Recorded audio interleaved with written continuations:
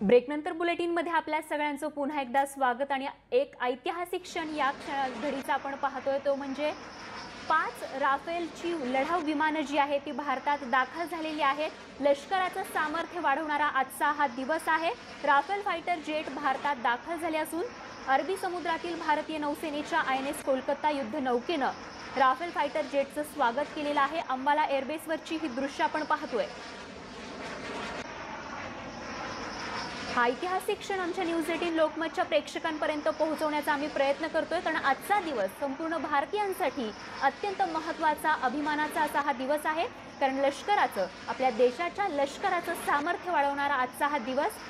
36 विमानांचा करार झाला होता, त्यापैकी 5 लढाऊ विमानं आज भारतामध्ये दाखल झालेली आहेत। अंबाला हवाई दलावरती ही या विमानांचं लँडिंग झालेलं आहे। तर भारतातील प्रमुखांनी राफेल विमानांच्या हॅपी लँडिंगसाठी शुभेच्छाही दिल्या होत्या आणि त्यानुसार अंबाला एअरबेसवरती या विमानांचं सुरक्षित असा हा प्रवास पार करून लँडिंग होत आहे आणि ही थेट दृश्य अंबाला इथून आपल्याला बघायला मिळत आहेत। शत्रूच्या काळजात धडकी भरवणारी अशी ही लढाऊ विमानं आज भारतामध्ये दाखल झालेली आहेत। सामरिक ताकद वाढवणारं असं हे राफेल विमान आता आपल्या लष्कराची ताकद वाढवणार आहे।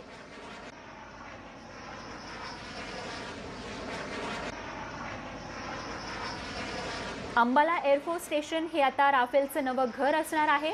देशातील राफेलची पहिली स्क्वॉड्रन अंबालामध्ये स्थापन करण्यात आली आहे, तर दुसरी स्क्वॉड्रन ही पश्चिम बंगालच्या हासीमारा एअरफोर्स स्टेशनवरती तैनात केली जाणार आहे।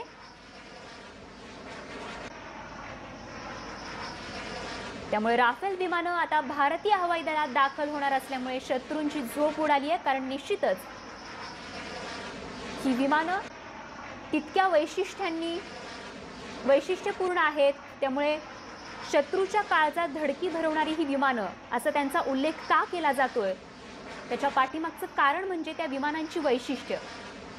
भारतासाठी खास वेगळ्या पद्धतीनं या लढाऊ विमानांची निर्मिती करण्यात आलेली आहे। अमेरिकेच्या F-35B या लढाऊ विमानाला तोडीस तोड म्हणून राफेलची ओळख आहे। सध्या पाकिस्तान आणि चीनकडे राफेलचा सामना करण्यासाठी कोणतंही विमान नाहीये, त्यामुळे निश्चितच आपल्या लष्करासाठी, आपल्या देशाच्या लष्करासाठी निश्चितच ही अत्यंत अभिमानास्पद अशी ही गोष्ट आहे की अशा वैशिष्ट्यांनी पूर्ण असलेली ही विमानं आज भारतामध्ये दाखल झालेली आहेत।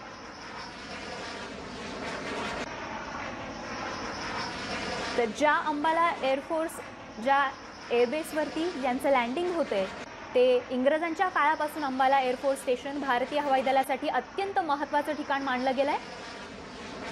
भारत स्वतंत्र झाल्यानंतरही सैन्य सज्जतेच्या दृष्टीनं अंबालाचं महत्त्व कायम राहिलेलं आहे।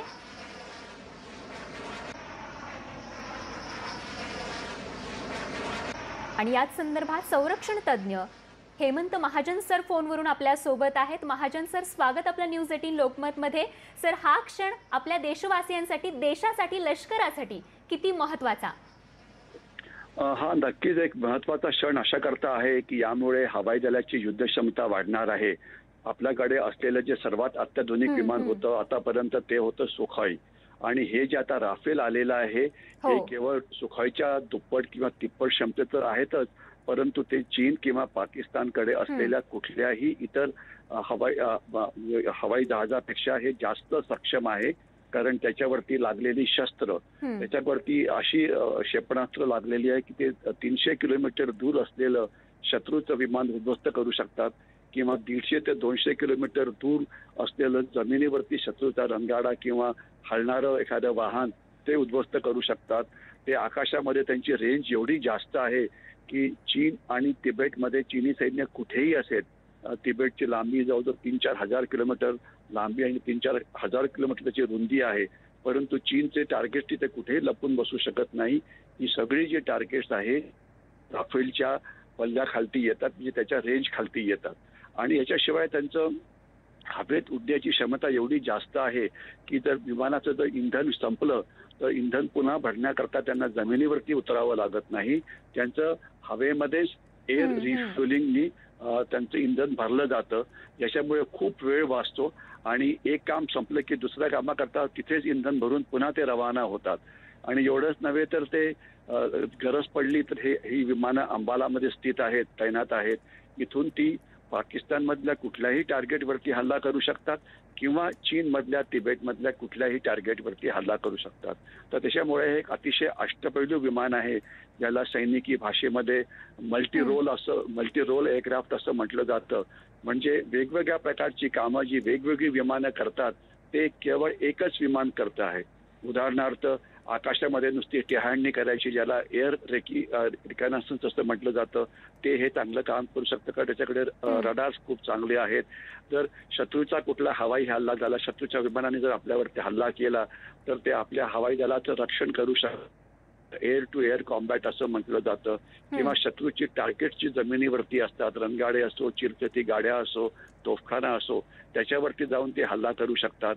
किंवा शत्रूचे मोठे अम्युनिशन डम्प्स म्हणजे त्यांचे बॉम्ब गोळा असलेले अशी मोठी ठिकाणं किंवा ब्रह्मपुत्रा नदी जी वाहते तिबेटमध्ये त्याच्यावरती असलेले पूल किंवा तिथे असलेलं चीनी सैन्याच्या कॅन्टॉनमेंट, ही सगळी लक्ष त्याच्या रेंजमुळे आहे. त्याच्यामुळे अदरवाईज हे करण्याकरता तुम्हाला वेगवेगळी विमानं लागली असती, परंतु एकच विमान सगळ्या प्रकारच्या फायटर एअरक्राफ्टच्या ज्या ड्युटीज असतात त्याचं ते काम करू शकतं. तर त्याच्यामुळे युद्धक्षमता ही खूपच वाढलेली आहे आणि यामुळे चीनच्या विरुद्ध काही जी गडबड झाली तर त्याच्यामध्ये आपल्याला अतिशय चांगल्या पद्धतीने त्याचा वापर करता येईल.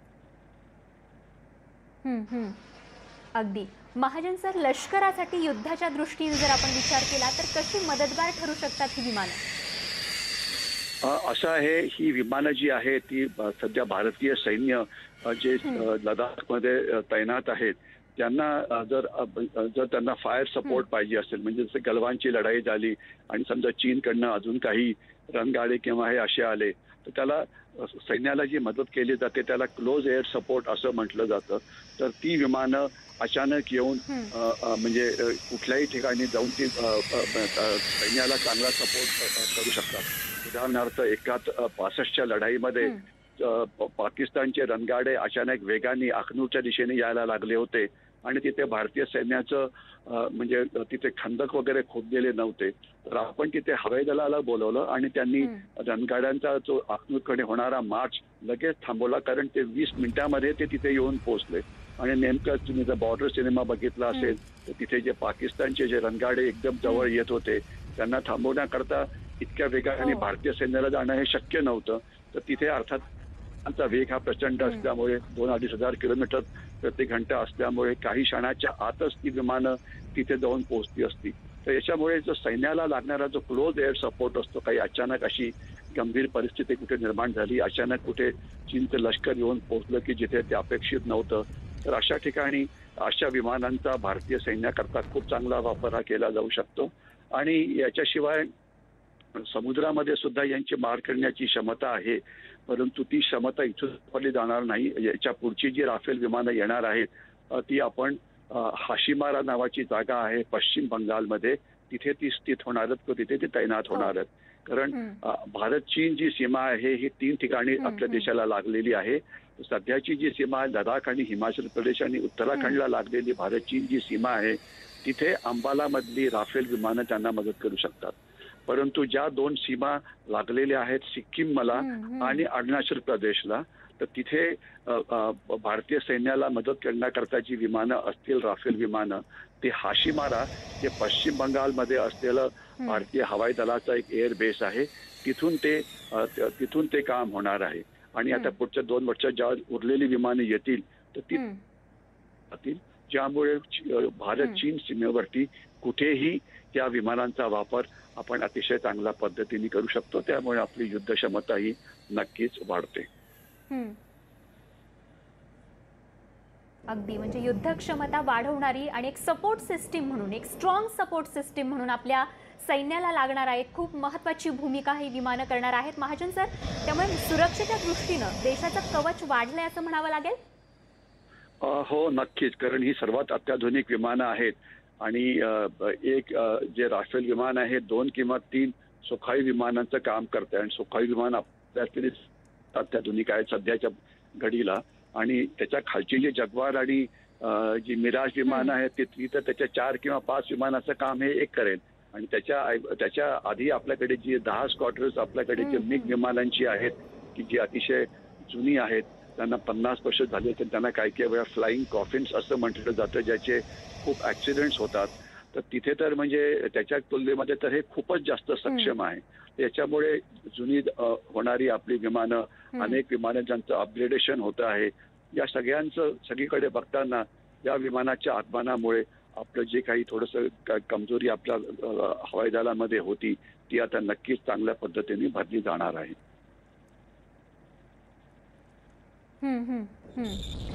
महाजन सर, सध्या सीमेवरचा तणाव पाहिला तर भविष्यात युद्धजन्य परिस्थिती निर्माण झाली तर आणखीन किती विमानं आपल्या ताफ्यात असणं महत्त्वाचं आहे? कारण आज 5 विमानं दाखल झाली आहेत.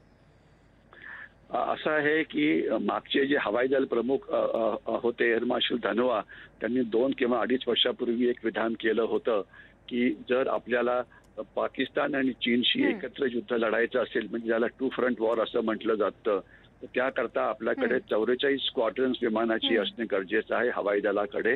फायटर एअरक्राफ्ट विषयी आपण बोलतो आहे. आणि सध्या आपल्याकडे फक्त 31च आहे, म्हणजे 13 स्क्वॉड्रन्स ही कमी आहेत. आणि याला अनेक कारण आहेत की जसं मिग विमानाची 10 स्क्वॉड्रन्स जी आहेत ती आपल्याला बदली करायची, कारण की म्हातारी झालेली विमानं आहेत. परंतु त्याची बदली करणारी जी लाईट कॉम्बॅट एअरक्राफ्ट तेजस आहे ती त्या वेगाने HAL बनवत नाही. HAL म्हणजे हिंदुस्थान एरोनॉटिक्स लिमिटेड जी विमानं बनवतं, त्यांचा विमानं बनवण्याचा वेग हा खूप कमी आहे. त्याच्यामुळे याची बदली होत नाही आहे. आणि असं म्हटलं जातं की पुढच्या 2.5-3 वर्षामध्ये या सर्वात जुनाट मिग विमानांची बदली ही होऊ शकेल. आणि याच्याशिवाय जी मिराज आणि जग्वार विमानं जी 10 स्क्वॉड्रन्स आहेत की ज्यांनी बालाकोटमध्ये एअर स्ट्राईकमध्ये गेलेली विमानं ही मिराज विमानं होती, ती सुद्धा बऱ्यापैकी जुनी विमानं आहेत. आणि त्यांचं आता मिड लाईफ अपग्रेडेशन होत आहे, म्हणजे आता त्यांचं अजून 10 वर्ष आयुष्य वाढवण्याचा प्रयत्न केला जातो आहे. त्यांचे काही वेगवेगळे पार्ट्स बदलून वगैरे, तर त्याला सुद्धा 2-2.5 वर्ष लागण्याची शक्यता आहे. एका वेळेला म्हणजे सगळ्यांनाच अपग्रेड केलं जात नाही. काही लढाई करता तयार असतात आणि काहींची बदली केली जाते, तर ते सुरू आहे. तर याच्यामुळे ही एक ऑनगोईंग प्रोसेस आहे. आणि आपल्याला जर चीनशी अजून जास्त चांगल्या पद्धतीने लढायचं असेल तर आपल्याला जी 44 स्क्वॉड्रन ज्या देशाला म्हटली होती एअर मार्शल धनोआंनी किंवा याच्या आधी सुद्धा अनेक एक्सपर्ट कमिटीने सांगितलेलं होतं, ते असणं गरजेचं आहे. परंतु डिफेन्स बजेट वाढत नाहीये, हे मुख्य प्रॉब्लेम आहे. कारण देशाला, प्रत्येक देशाच्या समाजाच्या घटकांना देशाकडनं काहीतरी पाहिजे आहेत आणि टॅक्स भरणारे लोक फार कमी आहेत. तर त्याच्यामुळे देशाचं उत्पन्न आणि खर्च पाहिजे लागत नाही. लोकांनी जर टॅक्स ऑनेस्टली भरले तर एखाद्या वेळेला आपल्याला आपलं डिफेन्स बजेट वाढवून हे करता येईल. परंतु सत्य परिस्थिती ही आहे की गेले 5 वर्ष डिफेन्स बजेट अजिबात वाढलेलं नाहीये. हे दुर्दैव आहे. त्याकरता अर्थव्यवस्थेचा वेग वाढण्याचा वेग वाढवावा लागेल. लोकांना जास्त ऑनेस्ट राहावं लागेल. आणि अनेक जणांना कर भरण्याची क्षमता आहे, परंतु ते कर भरायलाच तयार नाहीयेत आणि ज्याच्यामुळे ब्लॅक इकॉनॉमी तयार होते. तर त्याच्यामुळे जे आधुनिकीकरण व्हायला पाहिजे हवाई दलाचं, ते सध्या नक्कीच मागे पडलेलं आहे.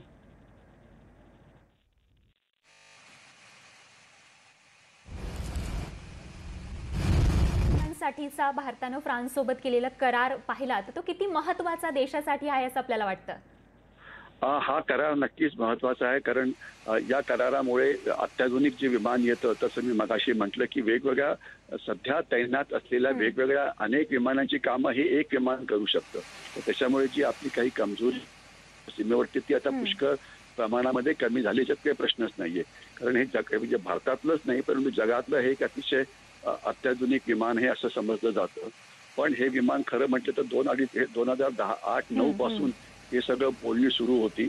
परंतु देशामध्ये इलेक्शनच्या वेळेला जे आरोप आणि प्रत्यारोप झाले त्यामुळे आपणच आपल्या पायावरती कुऱ्हाड मारून घेतली आणि 2-2.5 वर्षांनी त्यांचं येणं हे आपण कमी केलं. आणि खरं तर ठरलं होतं की 126 विमानं घ्यायची, परंतु वेगवेगळ्या कारणावरून ती संख्या आता 126 वरून आता फक्त 36 वरती आली आहे, म्हणजे 2 स्क्वॉड्रन्स. परंतु ही विमानं नक्कीच चांगली आहेत, अतिशय उत्कृष्ट आहेत. आणि सध्या अजून एक नवीन विषयावरती चर्चा सुरू आहे की अशी जी अत्याधुनिक विमान असतात त्यांचा एक मुख्य मुद्दा असतो की त्यांची किंमत पण खूप जास्त असते. म्हणजे एक राफेल विमानाची किंमत जवळजवळ 560 किंवा 570 कोटी एवढी आहे की जी अर्थातच खूपच जास्त आहे. त्या मानाने मिग विमानाची किंमत ही फक्त 100 कोटीच्या आसपास असते. तर म्हणजे फरक आपण बघू शकता की केवढा फरक आहे. तर म्हणून आपल्याला जे अजून एक अत्याधुनिक विमान एअरफोर्स करता घ्यायचं आहे तर त्याकरता आपली अनेक लोकांशी चर्चा सुरू आहे, ज्यामध्ये राफेल सामील आहेत. तर त्याच्याशिवाय काही अमेरिकेत काही युरो फायटर्स म्हणजे आपल्या युरोपमधली अत्याधुनिक विमानं. तर बघूया की त्याच्या कॉम्पिटिशन मध्ये शेवटी भारतीय हवाई दल कुठल्या विमानाला चूज करतं. परंतु ते लवकर झालं तर मग ते यावेळेला प्लॅन असा आहे की ते आपण भारतामध्येच बनवू, कारण बाहेरनं आणलं की त्याची किंमत ही नेहमीच जास्त असते. आणि दुसरी गोष्ट की शेवटी आपल्याला जर एक महाशक्ती म्हणून पुढे यायचं असेल, त्याला लागणारी आधुनिक शस्त्र बनवण्याची क्षमता ही आपल्या देशामध्येच असायला पाहिजे. तर त्याकरता मेक इन इंडिया खालती हे होण्याची शक्यता आहे. आशा करूया की त्यांना लवकरात लवकर यश हे मिळेल. नक्की. महाजन सर, अत्यंत सोप्या भाषेत आपण या लढाऊ विमानांची वैशिष्ट्य आणि एकूणच प्रवास हा आमच्या प्रेक्षकांपर्यंत पोहोचवलेला आहे. असाच संवाद आपल्याशी नेहमी सातत्याने साधत राहणार आहोत. तुर्तास या संवादासाठी खूप खूप धन्यवाद. आणि या माहितीसह हा क्षण, ऐतिहासिक क्षण, संपूर्ण देशासाठी महत्त्वाचा हा क्षण असाच आपल्यापर्यंत पोहोचवत राहणार आहोत. अगदी छोटासा ब्रेक घेऊन लगेच परत येतोय. बघत रहा न्यूज 18 लोकमत.